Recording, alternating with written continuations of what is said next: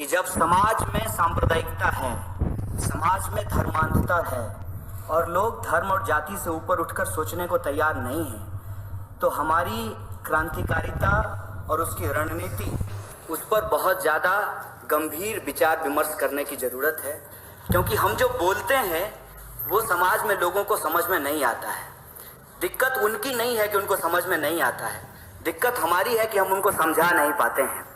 और मैं एक वाक्य आप लोगों से शेयर करना चाहता हूँ। मैं धार्मिक नहीं हूँ, मुझे धर्म से कोई लेना देना नहीं है, लेकिन एक बात मैं बार बार समझने की कोशिश करता हूँ कि जय श्री राम और राम राम में क्या फ़र्क है।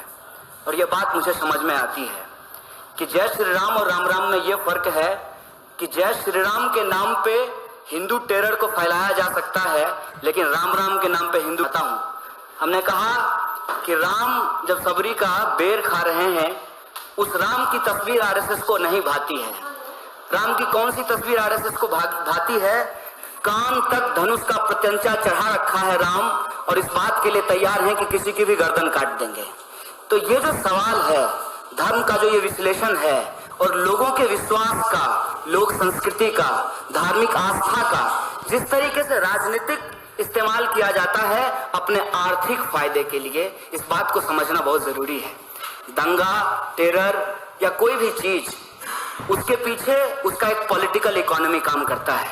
और उस पॉलिटिकल इकोनॉमी को अगर हम समझने की कोशिश करते हैं तो अपने आप यह बात समझ में आती है कि क्यों इजराइल का समर्थक बीजेपी बनता है, क्यों फिलिस्तीन के खिलाफ यहाँ पर यह कहा जाता है कि फिलिस्तीनियों को मार करके भगा देना चाहिए, क्यों हिटलर को वो अपना आदर्श मान लेते हैं, क्यों मुसोलिनी की तस्वीर वो अपने घरों में लगाते हैं, और क्यों आजकल वो कह रहे हैं कि अपना ट्रंप भाई आ जाएगा सब ठीक हो जाएगा। इसका मतलब क्या है? इसका मतलब ये है कि जो लोग इस देश के अंदर, दुनिया के अंदर समानता की बात करते हैं, जो लोग कहते हैं कि धर्म लोगों का एक व्यक्तिगत मसला है, इसके आधार पर राजनीति नहीं होनी चाहिए, उन लोगों के खिलाफ जो लोग कहते हैं कि धर्म के आधार पर ही राज्य की स्थापना होनी चाहिए, चाहे वो इस्लामिक स्टेट हो या हिंदू स्टेट हो, उनको दिक्कत होती है। और बड़ी बात मैं आपको कहना चाहता हूँ, मार्टिन लूथर किंग ने कहा है कि बुरे लोग इसलिए नहीं चिल्ला रहे हैं क्योंकि वो ताकतवर हैं, बुरे लोग इसलिए चिल्ला रहे हैं क्योंकि अच्छे लोग चुप होकर के बैठे हुए हैं। इसीलिए हमारी चुप्पी को तोड़ने की ज़रूरत है, और जब हम चुप्पी तोड़ने के लिए तैयार हैं तो फिर समझना पड़ेगा कि हम बोलेंगे क्या। और जब हम बोलेंगे तो हमको लगता है कि जो हमारे ऊपर तोहमत लगती है उससे ही अपनी बात की शुरुआत करनी चाहिए, और कहना चाहिए बहुत ज़ोर ज़ोर से कि आतंकवाद का कोई धर्म नहीं होता, लेकिन आतंकवाद हमेशा धर्म का इस्तेमाल करता है। जैसे आईएसआईएस इस्लाम का इस्तेमाल कर रहा है, वैसे आरएसएस हिंदू का इस्तेमाल कर रहा है। इसीलिए ये दोनों समाज के लिए खतरनाक हैं। और खुद मैकियावेली बोल करके गया है कि किसी भी मॉडर्न स्टेट में धर्म की कोई जगह नहीं होनी चाहिए। धर्म जब व्यक्तिगत मसला है तो बताइए कि मस्जिदों से ये फतवा क्यों जारी किया जाता है कि इनको ही वोट देना चाहिए? शंकराचार्य घूम घूम करके क्यों कहते हैं कि इसको ही वोट देना चाहिए? जब धर्म व्यक्तिगत मसला है तो राजनीति में उसका क्या काम है? ये जो एक पोजीशन लेने की जरूरत है, प्रिंसिपल्ड पोजीशन, अगर उसको हम नहीं लेंगे तो हमारे ऊपर तोहमत लगती रहेगी। और इस तोहमत का फायदा कौन उठाएगा? फायदा उठाएगा वो झूठ बोलने वाला इंसान जो आजकल देश का प्रधानमंत्री बना हुआ है। क्या कहते हैं? कहते हैं कि दलितों को मत मारिए, मुझे गोली मार दीजिए। साहब, आपको क्यों गोली मार दें? आपको क्यों गोली मारा जाए और किसी को क्यों गोली मारा जाए? जब हम कहते हैं कि हमारे देश में लोकतंत्र है, किसी को गोली नहीं मारा जाएगा, और जो मारेगा उसको उठा करके जेल में डाला जाएगा, उसकी मंदिर नहीं बनाई जाएगी। आपने गोडसे की मंदिर बनाई है क्योंकि आप गोली मारने और गोली चलाने की संस्कृति में विश्वास करते हैं। इसीलिए राम की जो तस्वीर है वो सबरी के साथ नहीं है, वो धनुष उठाए हुए राम है।